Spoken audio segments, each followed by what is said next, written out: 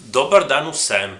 Vidimo zdaj eno drugo pravilo za seštevanje vektorjev, ki je koristno, če imamo več kot dva vektorja. Naprimer, če mi imamo tri vektorje,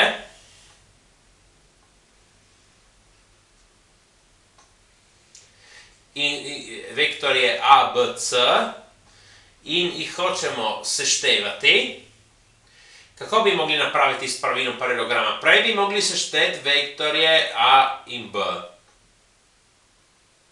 In dobimo tukaj vsoto. In potem še to vsoto bi mogli seštevati z vektorjem C. Posebno, če so še več kot tri vektorje, postane zapleteno. Ampak lahko napravimo na en drugi način, zmeraj grafično. Torej, mi vektorje lahko brez problema usporedno premikamo in torej jih postavimo tako, zdaj tukaj kopiram vektor A,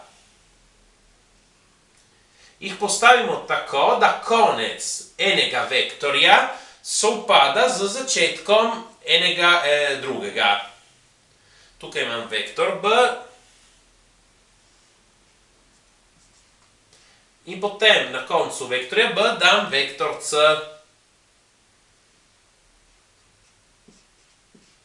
In sedaj naša vsota vseh teh vektorjev je enostavno vektor, ki začne tukaj v začetku prvega in konča v koncu zadnjega. Torej, tako grafično lahko dobimo zelo enostavno vsoto, posebno, če imamo še več kot tri vektorje, to je zelo primerno.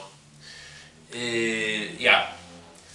Prosim, všečkajte in vpišite se. Hvala.